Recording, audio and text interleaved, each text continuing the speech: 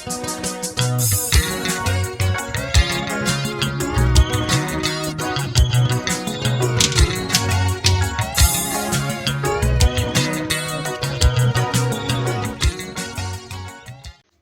bafethu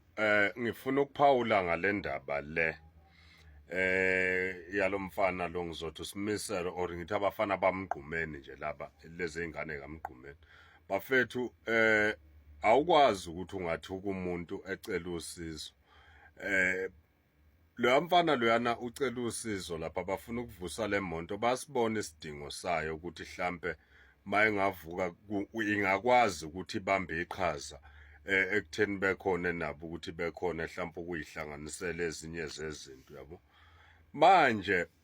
ungathi wena mawubona ukuthi awuzukwazi ukusiza bese uba nemibuzo eminingi esangene ube nezinkulumo eziningi nje eziphambene ugxeke ngiyabuka lapha na kunezinkulumo lapha kuthiwa hayi mayisesivusile le monto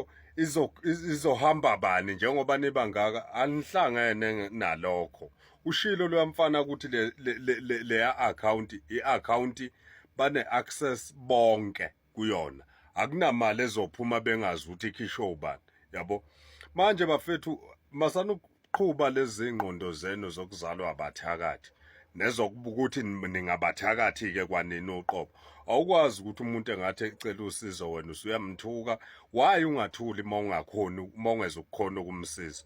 ngoba phela akuphoqwe umuntu laphana akaphoqe umuntu ongakwazi ongezukwazi akezukwazi and nginayisho ukuthi kwaleyo mali lezo bingena laphana uzolokho en-update enikhombisa ukuthi sekuyimalini nibone njengoba niyibhekile leya monto ngeke nigcine ngokushaya imali kuphela nizoyibona nanayo ihamba makunokuthi imali ikwazile ukuthi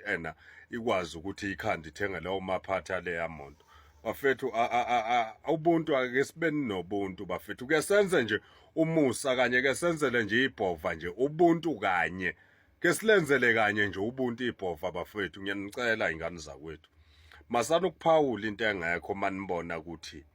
anizokusiza manibona ukuthi anizokusiza ithuleleni ngenishayo umuntu ngoba akusompoqo kuyacelwa ongakhona i20 rand i50 rand yakhe ingenza umehluko ubese uyivala umlomo niye kulokhu nikhuluma into ayingekho la nilokhu nigxeka ningezukwenza lutho hayi niphinde nihluphe kodwa bafethu